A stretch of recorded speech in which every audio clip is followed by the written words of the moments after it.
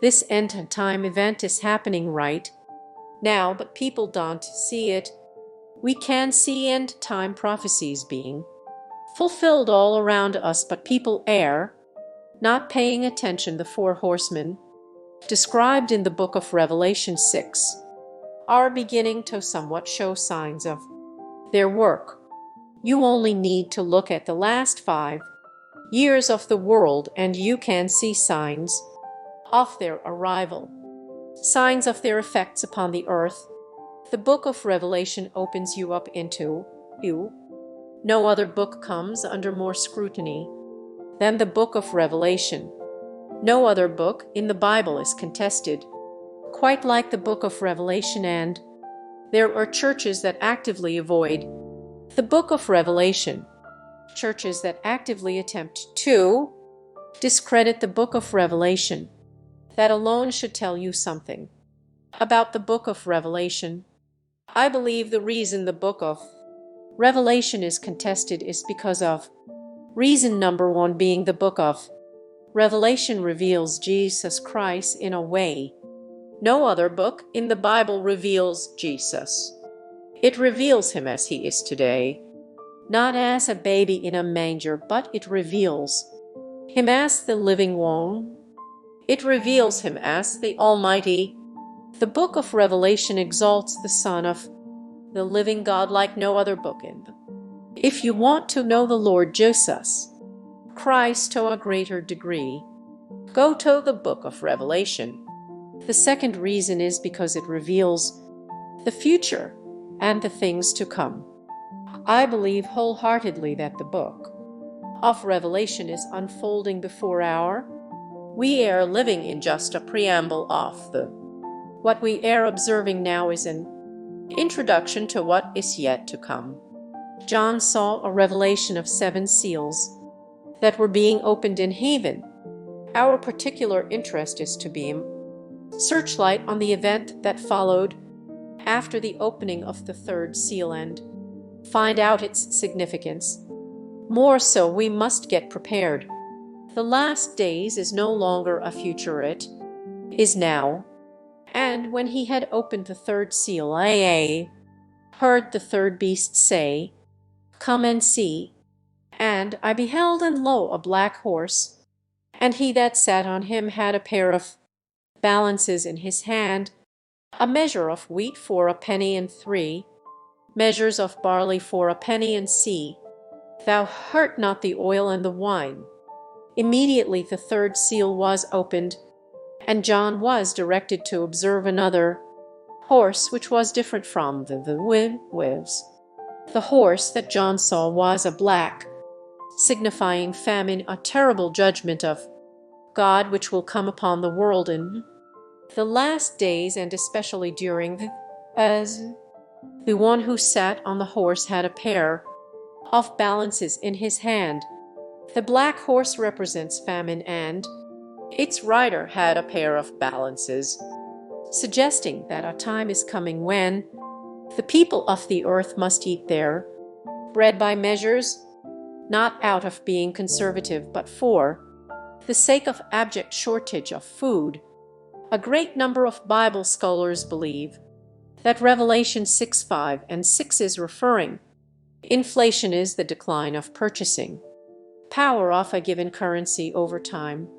A quantitative estimate of the rate at which the decline in purchasing power occurs can be reflected in the increase of an average price level of a basket of selected goods and services in an economy over some period of time. The phrase "a measure of wheat for penny and 3 measures of barley for penny" reflect the inflationary rise indicated in this Bible verse. The prices detailed in this verse are about 12 times higher than normal. This means that it would cost a day wage to buy the ingredients for a loaf of bread. This describes a time of famine when life will be reduced to the barest. The phrase "see thou hurt not the oil and the wine" refers to the fact that less crucial supplies are available to those who can In other words, the luxuries of life will be available for those who can purchase. Currently, we are aware that the value of our money is depreciating and becoming of lesser value than it used to be. Average U.S. rent prices rose 14 last a month, with cities like Austin, New York, and Miami notching increases of as much as 40%, according to real estate firm Redfin. Now we are buying lesser quantity of products for a higher price. Some producers are shrinking the weights and volumes of their products in order to keep with the existing price system, while some only raise the price of their. However, we cannot shy away from the fact that we currently live in a very Pew Research Center in November 2021. The annual rate of inflation in the United States hit 6.2% in October, the highest in more than 3 decades, as measured by the Consumer Price Index, and attempted explanations for the current increasing inflation rate was observed to include disruptions in global supply chains amid 2020 and 2021, turmoil in the labor markets.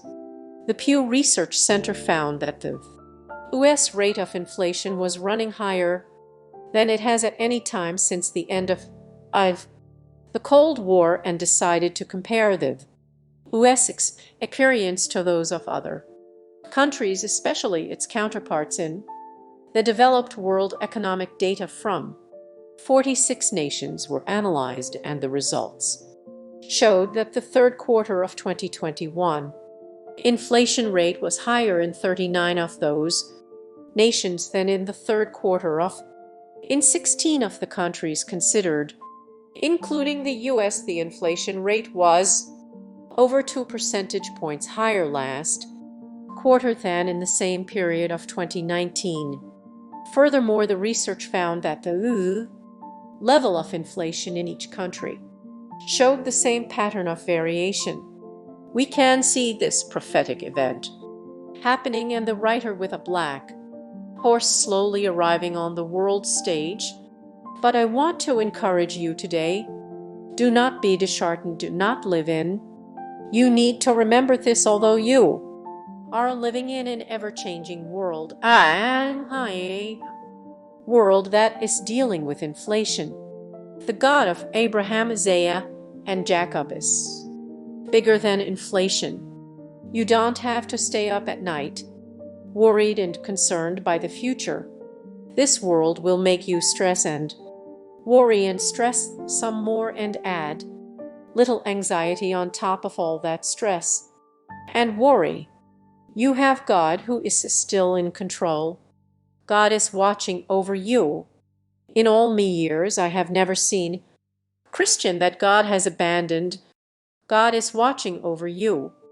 The rate of inflation going up should. I believe what we are seeing is only the tip of the iceberg. The black writer will eventually come with all his force, but as a child of God you don't have to live in fear. Now I want to read you a chapter in the book of Psalms. It is arguably one of the most known chapters in the Bible, but I want to read it for you like you have never heard it read before. Notice the change in Psalm 23. David goes from talking about God in third person to talking to God directly. The Lord is my shepherd, I shall not want. He maketh me lead down in green pastures. He leadeth me beside the still waters. He restoreth me soul, he leadeth me into the paths of righteousness for his. Now here in verse 4 the change. From he to thou, yea, though I walk through the valley of the shadow of death, I will fear no evil, for thou art with me. God is with you, never forget that. I will fear no evil, I will not fear I will not fear the present. I will not fear the economy. I will not fear policy change. For thou art with me. Are not 2 sparrows sold for a penny? yet not one of them will fall to ground outside your Father's care, and even the very hairs of your head are so done to be afraid you are worth more than many sparrows. If God cares for the sparrows and numbers the very hairs of your head, then He will also pay careful attention to our needs. God cares about you so much. He will not abandon you, regardless of what the government does, in whatever country you live in. Hold on to Matthew 10:29-31. God is with you. If you are a single man or single woman, God is with you. If you are a single mother and feel as if you are alone, you are not alone. God is with you and He will not abandon. God is watching over your family. This world will not last for all of the stresses and concerns of this world are only for a moment, but in heaven you will spend all eternity with God. Topics like this make me long and look forward to heaven.